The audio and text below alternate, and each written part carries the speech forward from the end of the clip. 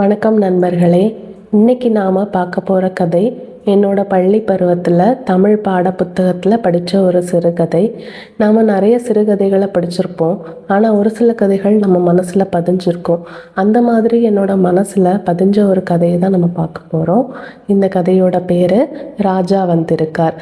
இந்த கதையை எழுதியவர் திரு கு. அழகிரிசாமி. வாங்க இப்போ கதைக்குள்ளே போகலாம். எனக்கு சில்கு சட்டை இருக்கே, உனக்கு இருக்கா என்று கெட்டிக்காரத்தனமாக கேட்டான் ராமசாமி. செல்லையா பதில் சொல்ல தெரியாமல் விழித்து கொண்டிருந்தான். தம்பையா ஆகாயத்தை பார்த்து யோசனை செய்தான். மங்கம்மாள் மூக்கின் மேல் ஆள்காட்டி விரலை வைத்து கொண்டும் கண்ணை லேசாக மூடிக்கொண்டும் யோசனை செய்தாள். அந்த மூவரும் ராமசாமியின் கேள்விக்கு என்ன பதில் சொல்ல போகிறார்கள் என்று ஆவலோடு எதிர்பார்த்து கொண்டிருந்தார்கள் மற்ற பிள்ளைகள். அன்று பள்ளிக்கூடத்தில் இருக்கும்போது ராமசாமிக்கும் செல்லையாவுக்கும் இடையே ஒரு போட்டி நடந்தது. ராமசாமி தன் 5ஆம் வகுப்புக்குரிய இந்திய தேச சரித்திர புத்தகத்தை எடுத்து வைத்து கொண்டான். செல்லையா அந்த வருஷம் இந்திய தேச சரித்திரம் வாங்கவில்லை. அதனால் தன்னிடமுள்ள ஒரு சிவிக்ஸ் புத்தகத்தை எடுத்து வைத்து கொண்டான். இருவரும் பட போட்டியை ஆரம்பித்து விட்டார்கள். ராமசாமி தன் புத்தகத்தை முதலிலிருந்து ஒவ்வொரு தாளாக திருப்புவான். படம் இருக்கும் பக்கத்தை செல்லையாவுக்கு காட்டி, இதோ இந்த படத்துக்கு பதில் படம் காட்டு என்பான். செல்லையா தன் புத்தகத்தை திறந்து அதில் உள்ள ஒரு படத்தை காட்டுவான். இருவருமே புத்தகத்தை பக்கம் பக்கமாக புரட்டுவார்கள். யாராவது ஒருவருடைய புத்தகத்தில் அடுத்த படம் வரும். உடனே அந்த படத்துக்கு அடுத்தவன் பதில் படம் காட்ட வேண்டும். இவ்விதமாக பதிலுக்கு பதில் படம் காட்டிய வண்ணம் புத்தகம் முழுவதையும் புரட்டுவார்கள். எவன் புத்தகத்தில் அதிக படங்கள் இருக்கின்றனவோ அவன் ஜெயித்து விடுவான், மற்றவன் தோற்று போவான். உடனே ஜெயித்தவன், உனக்கு படம் காட்ட முடியலையே, தோத்து போயிட்டியே என்று பரிகாசம் செய்வான். இந்த மாதிரியான பட போட்டி தான் அன்றும் நடந்து கொண்டிருந்தது. போட்டி பாதியில் நிற்கிறது. அந்த சமயத்தில் 5ஆம் வகுப்புக்கு கணக்கு வாத்தியார் வந்துவிட்டார். அந்த கணக்கு வாத்தியார் மிகவும் கெடுபடியானவர். அவர் வகுப்பில் பையன்கள் வெளியே தெரியாமல் விளையாடி கொண்டிருக்க முடியாது. தவிரவும் கணக்கு போடும்போது பென்சிலும் கையுமாக இருக்க வேண்டும். இதில் படப்போட்டி நடத்துவது எப்படி? வாத்தியார் வந்ததும் இருவருடைய போட்டியும் நின்றுவிட்டது.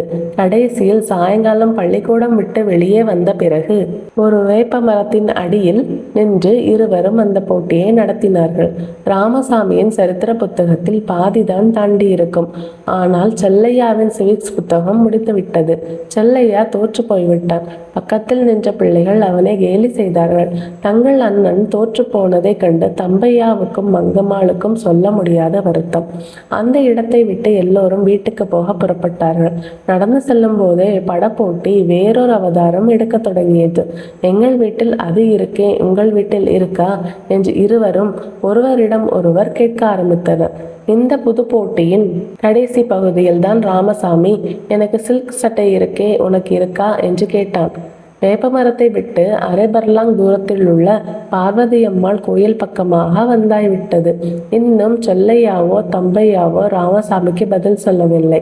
ஆனால் மங்கம்மாள் திடீரென்று எல்லோரையும் இடித்து தள்ளி கொண்டு ராமசாமியின் முன்னால் வந்து நின்றாள். குழந்தைகள் எல்லோரும் மங்கம்மாவையே கவனித்துக் கொண்டிருந்தார்கள். அவள் ரேகை சாஸ்திரியிடம் காட்டுவது போல கையை வைத்து கொண்டு, ஐயோ, சில்க் சட்டை எதுக்கா? லேசா சருகு மாதிரி இருக்கும், சீக்கிரம் கிழிஞ்சு போகும். செல்லையாவின் சட்டையை காட்டி, இதுதான் கனமா இருக்கு, ரொம்ப நாளைக்கு கிழியாம இருக்கும், நல்லா பாரு என்று மிக மிக பரிகாசமாக சொல்லிவிட்டு செல்லையாவின் பக்கத்தில் வந்து நின்றாள். ராமசாமி திகைத்து நின்று விட்டான். முதல் வகுப்பில் படிக்கும் மங்கம்மாள் 5ஆம் வகுப்பில் படிக்கும் தன்னை இப்படி தோற்கடித்து விட்டாளே என்று சங்கடப்பட்டான். பிள்ளைகள் ராமசாமியை பார்த்து, தோத்து போயிட்டியா என்று ஏளனம் பண்ணினார்கள். மங்கம்மாள் செல்லையாவின் சட்டையை பிடித்து கொண்டு அவனை ஒட்டி உரசி நின்று கொண்டாள். நடக்கும் போதும் அப்படியே நடந்து வந்தாள். அவள் மனதிற்குள்ளே ஒரு பெருமிதம். ராமசாமி அடுத்த கேள்வியை போட்டான். எங்கள் வீட்டிலே 6 பஸ் இருக்கு, உங்க வீட்டிலே இருக்கா? இதுக்கு செல்லையா பதில் சொல்லவில்லை. மங்கம்மாளும் பதில் சொல்லவில்லை. தம்பையா, இவங்க தான் பணக்காரராம், அதுதான் ரொம்ப பெருமை பித்திக்கலாம் என்று சொல்லி நிலைமையை சமாளிக்க முயன்றான். அது முடியவில்லை. அந்த சமயத்தில் செல்லையா, அது சரி, எங்க வீட்டில் 9 கோழி இருக்கு, உங்க வீட்டில் இருக்கா என்று ஒரு போடு போட்டான். ராமசாமியும் தயங்கவில்லை. நாங்க உங்களை போல கோழி அடிச்சு சாப்பிட மாட்டோம். நாங்க எதுக்கு கோழி வளர்க்கணும்? அதுதான் எங்க வீட்டுல கோழி இல்லை என்றான். அதெல்லாம் சும்மா, 9 கோழி இருக்கா இல்லையா என்று ஒரே பிடிவாதமாக கேட்டான் செல்லையா.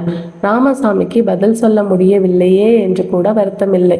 மற்ற பிள்ளைகள் எல்லோரும் ஒன்று கூடிக்கொண்டு அவனை பரிகாசம் செய்வதை அவனால் தாங்க முடியவில்லை. அழுகை வரும் போல் இருந்தது. அதனால் எல்லோரையும் விட வேகமாக நடக்க ஆரம்பித்தான். மற்ற பிள்ளைகளும் அதே வேகத்தில் நடந்தார்கள். சிறு குழந்தையாக இருக்கும் மங்கம்மாள் அதே வேகத்தில் நடக்க முடியாது. அதனால் ஓடினாள். சில குழந்தைகள் தங்கள் வீட்டுக்கு நேராக வந்த மாத்திரத்தில் கூட்டத்திலிருந்து விலகி வீட்டுக்கு போய்விட்டார்கள். கூட்டம் குறைய குறைய ராமசாமியின் அவமானமும் குறைந்து கொண்டு வந்தது. மேல தெருவுக்குள் நுழையும் போது ராமசாமியும் அவனுடைய எதிர்கட்சியை சேர்ந்த மூவரும் தான் மிஞ்சினார்கள். ஏனென்றால் அந்த குக்கிராமத்து பள்ளி பிள்ளைகளில் இவர்களுடைய வீடுதான் மேல தெருவில் இருந்தது. ராமசாமியின் வீடு முதலாவதாக வந்தது. தப்பித்தோம் பிழைத்தோம் என்று வீட்டுக்குள்ளே பாய்ந்தான் ராமசாமி. உடனே வீதியில் நின்ற அந்த மூவரும் தோத்தோ நாயே என்று திரும்ப திரும்ப சொல்லிக் கொண்டும் கையால் சொடுக்கு போட்டுக்கொண்டும் நின்றார்கள். அப்போது வீட்டுக்குள் இருந்து ஒரு மீசைக்காரன் தலைப்பாக கட்டுடன் வெளியே வந்தான். அவர் ராமசாமியின் வீட்டு வேலைக்காரர்களில் ஒருவன். குழந்தைகள் மூவரும் கிழிந்து போன அழுக்கு துணியுடனும் அரட்டை தலையுடனும் தெருவில் நின்று ஒரே குரலில் தோத்தோ நாயே என்று சொல்வதை பார்த்து, சி கழுதைகளா, போரிகளா, என்னமும் வேணுமா என்று அதட்டினான். 3 பேரும் 4 கால் பாய்ச்சலில் ஓடிவிட்டார்கள். அவர்கள் போன பிறகு பிச்சைக்கார கழுதை, தோத்தோ நாயே கழுதை என்று தனக்குத்தானே எகத்தாளமாக சொல்லிக்கொண்டு தன் வேலையை கவனிக்க போனான். செல்லையா, தம்பையா, மங்கம்மாள் 3 பேரும் நெஞ்சோடு புத்தக கட்டுகளை அணைத்து கொண்டு வீடு சேரும் போது அவர்களுடைய தாயார் தாயம்மாள் வாசல் பெருக்கி தண்ணீர் தெளித்து கொண்டிருந்தாள். மங்கம்மாள் ஒரே ஓட்டமாக ஓடி அம்மா என்று தாயம்மாளை பின்புறமாக கட்டிக்கொண்டாள். குனிந்து வாசல் தெளித்து கொண்டிருந்த தாய் செல்லமாக, ஐயோ இது என்னடா இது என்று முகத்தை சுளித்து கொண்டு அழுவது போல சிரித்தாள். அம்மா அழுவதை கண்டு மங்கம்மாளுக்கு அடக்க முடியாதபடி சிரிப்பு வந்தது. ஐயா வந்துட்டாரா அம்மா என்று தம்பையா கேட்டான். அப்பாவைத்தான் ஐயா என்று அந்த கிராமத்து பிள்ளைகள் குறிப்பிடுவார்கள். வரலையே என்று பொய் சொல்லிவிட்டு பொய் சிரிப்பும் சிரித்தாள் தாயம்மாள். நிஜம்மா என்று கேட்டான் தம்பையா.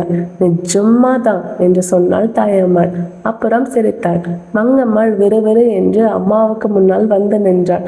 வலது கையில் இருந்த புத்தக கட்டை இடது கைக்கு இடுக்கிக் கொண்டாள். வலது கையின் ஆள்காட்டி விரலை மூக்கின் மேலும் புருவங்களுக்கு மத்தியிலும் வைத்து கொண்டு முகத்தையும் ஒரு பக்கமாக திருப்பிக் கொண்டு, அம்மா எனக்கு தெரிஞ்சு போச்சு, நீ பொய் சொல்ற, ஐயா வந்துட்டாரு என்று நீட்டி சொன்னாள். தாயம்மாளுக்கு ஆனந்தம் தாங்க முடியவில்லை. பல்லை இறுக கட்டி கொண்டு போக்கிரி பொண்ணு என்று மங்கம்மாளின் கன்னத்தை கிள்ளினாள். செல்லையா மிகவும் ஆழமான குரலில் ஐயா வரலையாமா என்று கேட்டான். அவன் குரலில் சோகம் ததும்பி ஏமாற்றம் இழையோடி இருந்தது. தாயம்மாள் வீட்டிற்குள் நுழைந்தாள். மூலையில் இருந்த ஒரு ஜாதிக்காய் பொட்டியை காட்டி, அந்த பொட்டியை திறந்து பாரு மங்கம்மா என்றாள். மூவருமே ஓடி போய் பெட்டியை திறந்தனர். பெட்டிக்குள்ளே இருந்த ஜவுளி பொட்டணத்தை வெளியே எடுத்து அவிழ்த்து பார்த்தனர். மறுநாள் விடிந்த பிறகு ஆரம்பமாகும் தீபாவளி குழந்தைகளுக்கு அப்போதே ஆரம்பித்து விட்டது. ஒரே குதூகலம். ஒவ்வொரு துணியாக எடுத்து இது யாருக்கு என்று இனம் பிரித்து பார்த்து கொண்டிருந்தனர். பொட்டணத்தில் 2 மல்பனியன்களும் 2 கால் சட்டைகளும் ஒரு பாவாடையும் ஒரு பச்சை நிறமான சட்டையும் ஒரு 4 முழ ஈரிலை சிட்டை துண்டும் இருந்தன. துண்டை தவிர மற்ற உருப்படிகள் என்னின்னாருக்கு தான் என்று குழந்தைகளை பங்கு போட்டு விட்டார்கள். துண்டு யாரை சேருவது என்று தெரியவில்லை. உடனே செல்லையா கேட்டான், துண்டு யாருக்குமா? ஐயாவுக்கு என்றாள் தாயம்மாள். அப்படின்னா உனக்கு என்று மங்கம்மாள் கேட்டாள். தாயம்மாள் சிரித்து கொண்டு, எனக்கு தான் 2 சீலை இருக்கே, இன்னும் எதுக்கு? எல்லோரும் புது துணி எடுக்க நாம என்ன பணக்காரரா? ஐயாவுக்கும் மட்டும் பிறகு புது துணி எதுக்காம் என்றாள் மங்கம்மாள். வாயாடி ஐயாவுக்கு ஒரு துண்டு கூட இல்லை. துண்டு இல்லாம எத்தனை நாளுக்கு பழைய வேட்டியை உடம்புல போட்டுக்கிட்டு அலையிறது என்று சொல்லிவிட்டு மங்கம்மாளை தூக்கி மடியில் வைத்து கொண்டாள் தாய். அந்தி மயங்கி இருட்டத் தொடங்கியது. விளக்கேற்றுவதற்காக தாயம்மாள் எழுந்தாள். விளக்கேற்றி விட்டு குழந்தைகளை வெந்நீரில் குளிப்பாட்டி விட்டாள். ஐப்பசி மாதம் ஆனதால் அநேகமாக நாள் தவறாமல் மழை பெய்திருந்தது. பூமி குளிர்ந்து ஜில்லிட்டு விட்டது. காற்றும் ஈரக்காற்று. இதனால் வெந்நீரில் குளித்துவிட்டு வந்த குழந்தைகளை ஈரவாடை அதிக வேகத்துடன் தாக்கியது. எல்லோரும் குடுகுடு என்று முத்தத்தில் இருந்து வீட்டுக்குள்ளே ஓடி வந்து விட்டார்கள். குழந்தைகள் சாப்பிடும் போதுதான் அவர்களுடைய அப்பா பக்கத்து கிராமத்திற்கு ஒரு தூர பந்துவின் திடீர் மரணத்தை முன்னிட்டு சென்றிருப்பதாகவும் மறுநாள் மத்தியானத்துக்குள் வந்துவிடுவார் என்றும் மறுமுறை காத்திருக்காமல் குழந்தைகளோடு தீபாவளி கொண்டாடி விட வேண்டும் என்று அவர் சொல்லிவிட்டு போயிருக்கிறார் என்றும் தாய் தெரிவித்தாள். சாப்பாடு முடிந்தது. ராப்பாடம் படிக்க மாடக்குழியில் இருந்த அகல் விளக்கை தூண்டி விட்டு கொண்டு அதன் முன்னால் 3 பேரும் உட்கார்ந்தார்கள். தாயம்மாள் சாப்பிட்டு விட்டு எச்சில் கும்பாக்களை கழுவ முற்றத்துக்கு வந்தாள். முற்றத்தின் மூலையில் கொஞ்ச தூரத்துக்கு அப்பால் ஒரு முருங்கை மரம் உண்டு. அதன் நிழலில் கருப்பாக ஒரு உருவம் தெரிந்தது. பக்கத்து வீட்டு நாயாக இருக்கும் என்று நினைத்து உள்ளே வந்து விட்டாள். மண் தரையில் முந்தானையை விரித்து ஒரு கழித்து படுத்துக்கொண்டு குழந்தைகள் உறக்க சத்தம் போட்டு பாடம் படிப்பதை கேட்டுக்கொண்டிருந்தாள் தாய். சிறிது நேரத்தில் தரை என்னம்மா குளிருது, ராத்திரி எப்படி படுத்துக்கிடுறது என்று தனக்குத்தானே சொல்லிக்கொண்டே எழுந்து உட்கார்ந்தாள். அவளுடைய உடம்பு அவளுடைய ஸ்பரிசத்துக்கே ஜில்லென்று இருந்தது. தம்பையா அண்ணனை பார்த்து துணைக்கு வரையா என்று கூப்பிட்டான். இருட்டானதால் வீட்டு முற்றத்துக்கு போய் ஒன்றுக்கு போய்விட்டு வர அவனுக்கு பயம். செல்லையா துணைக்கு போனான். இந்த சிறுவர்களின் கண்ணிலும் முருங்கை மரத்தடியில் இருந்த கருப்பு உருவம் தென்பட்டது. அதை பார்த்து பயந்து போகாமல் இவர்கள் தைரியமாக நின்றதற்கு காரணம் ராமசாமியின் வீட்டை நோக்கி போகும் 2 பேர் 2 பெட்ரோமாக்ஸ் விளக்குகளை கையில் வைத்து கொண்டு போனதுதான். ஆள் நடமாட்டமும் விளக்கு வெளிச்சமும் சேர்ந்து தைரியம் கொடுத்தன. இருவரும் கருப்பு உருவத்தை கூர்ந்து பார்த்தார்கள். அது இவர்களை போன்ற ஒரு சிறுவனுடைய உருவம்தான். உடனே இருவரும் பக்கத்தில் போனார்கள். அப்பொழுது மழை லேசாக தூர ஆரம்பித்தது. அதனால் முருங்கை மரத்துக்கு கீழாக போய் நின்று கொண்டு அந்த சிறுவனுடைய நடவடிக்கைகளை கவனித்து கொண்டிருந்தார்கள். அவனுக்கு வயது 8 அல்லது 9 இருக்கும். அவன் உடம்பில் அழுக்கடைந்த கௌபீனம் ஒன்றை தவிர வேறு உடைகள் கிடையாது. தரையில் உட்கார்ந்தால் குளிரும் என்றும் பாதங்கள் மட்டும் தரையில் படும்படியாக அவன் குந்திக் கொண்டிருந்தான். அவனுக்கு முன்னால் 3 எச்சில் இலைகள். கிராமத்தில் வெண்கல கும்பாவில் சாப்பிடாமல் இலை போட்டு சாப்பிடுகிற வீடு ராமசாமியின் வீடுதான். அந்த வீட்டின் வாசலில் இருந்துதான் அந்த எச்சில் இலைகளை எடுத்து கொண்டு வந்து அவற்றில் ஒட்டி கொண்டிருந்த பருக்கைகளையும் கறி வகைகளையும் எடுத்து வாயில் போட்டு கொண்டிருந்தான். செல்லையாவோ தம்பையாவோ ஒன்றும் சொல்லாமல் பார்த்து கொண்டே நின்றார்கள். ஏற்கனவே யாரோ கடித்து சுவைத்து துப்பிய முருங்கைக்காய் சக்கைகளின் ஒன்றை இலையிலிருந்து எடுத்தான் சிறுவன். அதை 2ஆம் தடவையாக கடிக்க ஆரம்பித்தான். சீ, எச்சி, ஆய் என்று சொல்லிவிட்டு கீழே தூ என்று துப்பினான் தம்பையா. சிறுவன் ஏறிட்டு பார்த்துவிட்டு பழையபடியும் குனிந்து கொண்டான். செல்லையாவுக்கு திடீரென்று ஏதோ உதயமானது போல், டேய் ஏண்டா எங்க வீட்டு வாசலிலே வந்து உட்கார்ந்திருக்க, போடா என்று அதட்டினான். சிறுவன் போகாவிட்டாலும் பயந்து விட்டான். அதனால் இடது கையால் தலையை சொரிந்து கொண்டு அதிவேகமாக இலையை வலித்தான். உங்க வீட்டுக்கு போயேன் என்றான் தம்பையா. மழை பலமாக பிடித்துவிடும் போல் இருந்தது. அதற்குள்ளாக அவனை விரட்டிவிட்டு வீட்டுக்குள் ஓடிவிட வேண்டும் என்று செல்லையாவும் தம்பையாவும் முடிவு கட்டினார்கள். போடா, இல்லாட்டி மேல துப்புவேன் என்றான் தம்பையா. சிறுவன் எழுந்திருக்கும் வழியை காணோம். அவனை காலால் மிதிக்க வேண்டும் என்று தம்பையா தீர்மானித்தான். மழை சடசடவென்று பெய்ய ஆரம்பித்தது. வெளியே போன குழந்தைகள் மழையில் என்ன செய்து கொண்டிருக்கிறார்கள் என்ற திகைப்புடன் தாயம்மாள் ஓடி வந்து செல்லையா என்று கூப்பிட்டாள். என்று பதில் வந்தது. இருட்டிலே அங்கே என்ன பண்றீங்க என்று சொல்லிக்கொண்டே மரத்தின் பக்கமாக வந்து விட்டாள். அங்கே வந்து நின்று யோசிப்பதற்கு நேரமில்லை. மழை. ஆகவே 3 பேரையும் அவசர அவசரமாக வீட்டுக்குள்ளே அழைத்து கொண்டு ஓடி வந்தாள். சிறுவன் விளக்கு வெளிச்சத்தில் வந்து நின்றான். அவனுடைய உடம்பெல்லாம் ஒரே சிரங்கு. தலையில் பொடுகு வெடித்து பாம்பு சட்டை மாதிரி தோல் பெயர்ந்திருந்தது. பக்கத்தில் வந்து நின்றால் ஒரு மாதிரி துருவாடை. இந்த கோலத்தில் நின்றான் சிறுவன். இது யாரம்மா என்று மங்கம்மாள் திகைப்போடு கேட்டாள். யாரோ, யார் பத்த பிள்ளையோ என்று சொல்லிவிட்டு மழையில் நனைந்த குழந்தைகளை துவட்ட பழைய துணியை எடுக்க போனாள். அவள் மறுபக்கம் திரும்பியதும் தம்பையா அம்மாவுக்கு கேட்காமல் வாய்க்குள்ளேயே போடா என்று பயமுறுத்தினான். செல்லையா போ என்று அவனை பிடித்து தள்ளினான். இவர்கள் இருவரையும் பார்த்து மங்கம்மாளும் அர்த்தமில்லாமல் போயேன் என்று சினுங்கிக் கொண்டே சொன்னாள். அவ்வளவுதான். திடீரென்று மடை திறந்த மாதிரி கோவென்று அழுது விட்டான். விஷயம் என்னவென்று தெரியாமல் பதைப்புடன் ஓடி வந்தாள் தாயம்மாள். ஏண்டா அழுகிற, சும்மா இரு. அவனை என்ன சொன்னீங்க நீங்க என்று தன் குழந்தைகளை கேட்டாள். அவன் போனா போக மாட்டேங்கிறான் என்று புகார பண்ணுவதைப் போல சொன்னாள் மங்கம்மாள். சீ, அப்படியெல்லாம் சொல்லக்கூடாது, நீ சும்மா இரு, அழாதேப்பா என்று சொல்லி சிறுவனை தேற்றினாள். சிறுவன் அழுகையை அப்படியே நிறுத்திவிட்டான். ஆனால் பெருமூச்சு விடுவதை மட்டும் அவனால் நிறுத்த முடியவில்லை. சும்மா இரு தம்பி, அழாதே என்று இரண்டாவது தடவையும் தாயம்மாள் சொன்னாள். பழைய துணியை கொண்டு செல்லையாவும் தம்பையாவும் உடம்பை துடைத்து கொண்டார்கள். உடனே மங்கம்மாள் தம்பையாவை பார்த்து, பாவம், அவனுக்கும் கொடு என்றாள். தம்பையா துணியை கொடுத்தான். நீ சாப்பிட்டாயா என்று தாயம்மாள் அவனை பார்த்து கேட்டாள். அவன் எச்சிலை சாப்பிடுகிறான் அம்மா. ராமசாமி வீட்டிலிருந்து எச்சிலை எடுத்து வந்து சாப்பிடுகிறான், அசிங்கம் என்று முகத்தை சுளித்து கொண்டு சொன்னான் தம்பையா. குழந்தைகள் எல்லோரும் சிரித்தார்கள். இந்தா தம்பையா, இனிமே அப்படி சொல்லாதே என்று அதட்டிவிட்டு, நீ யாரப்பா, உனக்கு எந்த ஊரு என்று தாயம்மாள் சிறுவனை விசாரித்தாள். விளாத்திக்குளம் என்றான் சிறுவன். உனக்கு தாய் தகப்பன் இல்லையா? இல்லை. இல்லையா என்று அழுத்தி கேட்டாள் தாயம்மாள். செத்து போயிட்டாக. எப்போ தம்பி? போன வருஷம் அம்மா செத்து போயிட்டா. ஐயா நான் சின்ன பிள்ளையா இருக்கும்போதே செத்து போயிட்டாராம். உனக்கு அண்ணன் தம்பி ஒருத்தரும் இல்லையா? இல்லை. உடனே தம்பையா கேட்டான். தங்கச்சியும் இல்லையா? இல்லை. பாவம் என்று சொல்லிவிட்டு தம்பையா நிறுத்தி கொண்டான். இங்கே எதுக்கு வந்தே என்று தாயம்மாள் கேட்டாள். கழுகுமலைக்கு போறேன். அங்கே யார் இருக்கா? அத்தை என்று பதில் சொன்னான் சிறுவன். அவன் விளாத்திக்குளத்திலிருந்து கால்நடையாகவே நடந்து அந்த கிராமம் வரையிலும் வந்திருக்கிறான். இந்த 20 மைல் பிரயாணத்துக்கு 4 நாட்கள் ஆகிவிட்டன. 4வது தினத்தில் தான் இந்த கிராமத்தில் வந்து தங்க நேர்ந்தது. அதுவும் பொழுது இருட்டி விட்டதனாலும் பசி இருந்ததனாலும் தான். மறுநாள் விடிந்த பிறகு 8 மைல் தூரம் நடந்து கழுகுமலைக்கு போனால் அவனுடைய அத்தை தன் வீட்டில் அவனை வைத்து கொள்ளுவாளா, விரட்டி விடுவாளா என்பது அவனுக்கு தெரியாது. அத்தையையும் அவன் பார்த்ததில்லை.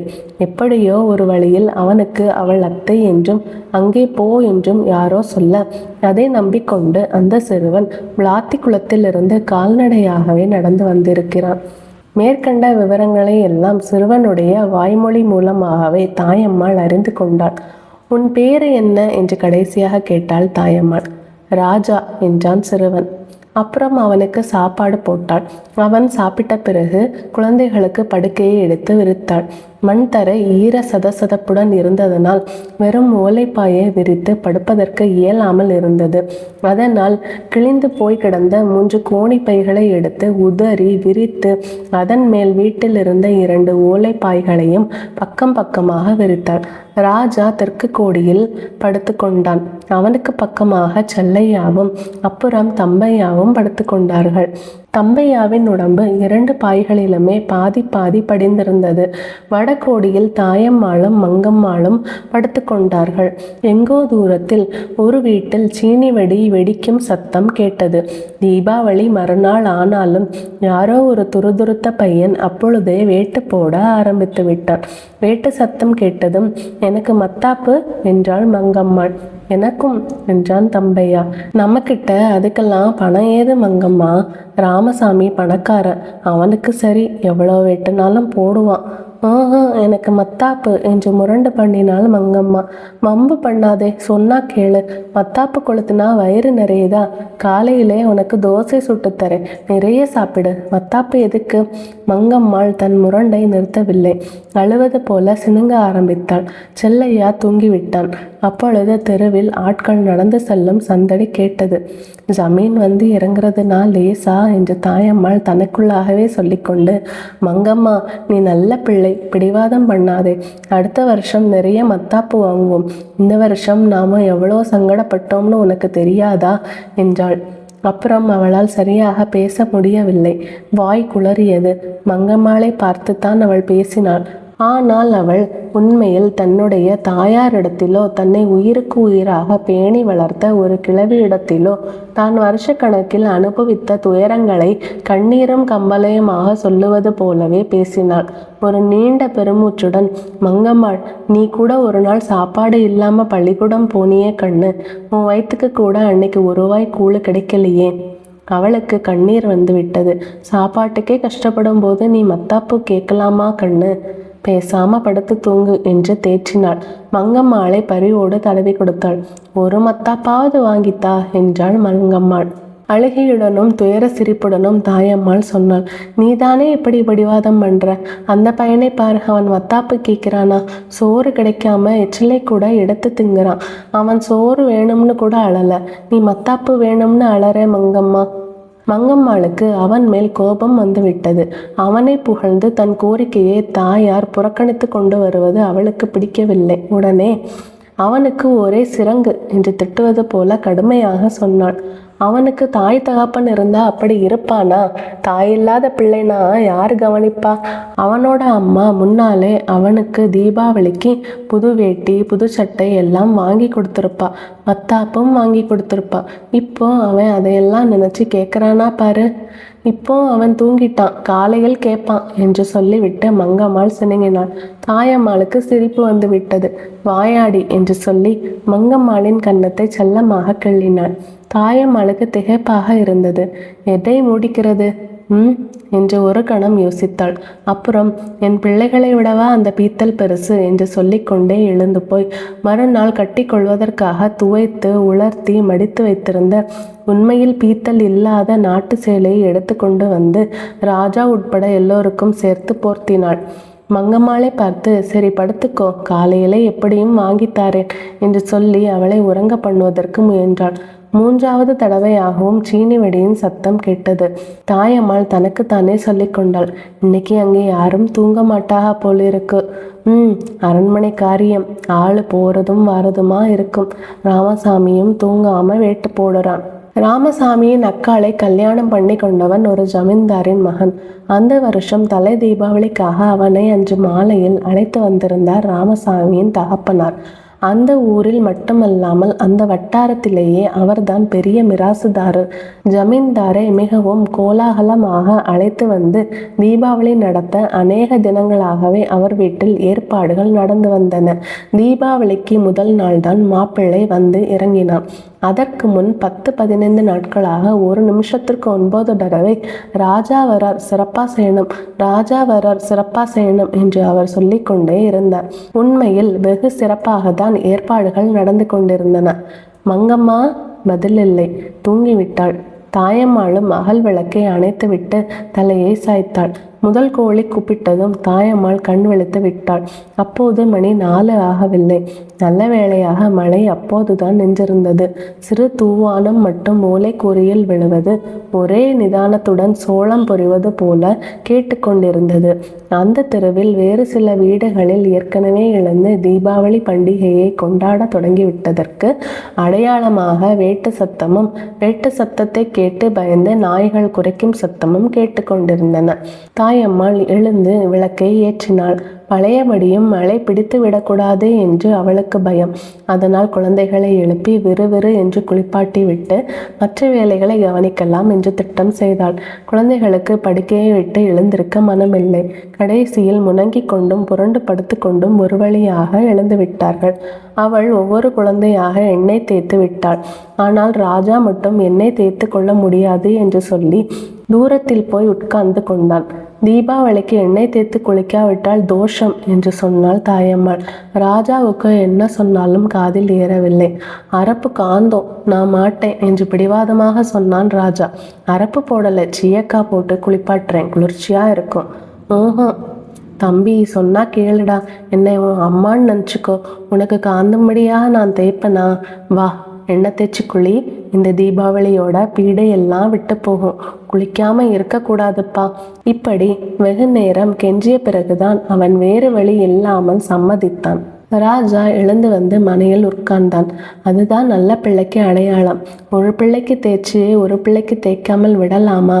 என் பிள்ளை குட்டியும் நல்லா இருக்கணும் இல்லையாப்பா என்று மற்றவர்களுக்கு சொல்லுவது போல தனக்குத்தானே சொல்லிக்கொண்டே எண்ணெய் தேய்த்தாள். தாயில்லா குழந்தைனா இந்த கோலம்தான். நான் 3ஆம் வருஷம் காய்ச்சல்லே படுத்திருந்தேனா அப்போ கண்ணை மூடி இருந்தா என் குழந்தைகளுக்கும் இந்த கதி தானே. அதுகளும் தெருவிலே தானே நின்று இருக்கும். இப்படி என்னென்னவோ மனதுக்குள் நினைத்து கொண்டு அவசர அவசரமாக குழந்தைகளை குளிப்பாட்டினாள். ஆனால் தாயம்மாள் பயபத்திரமாக சீயக்காய் தூளை போட்டு தேய்த்த போதிலும் ராஜா பல தடவைகள் ஐயோ ஐயோ என்று அழுது விட்டான்.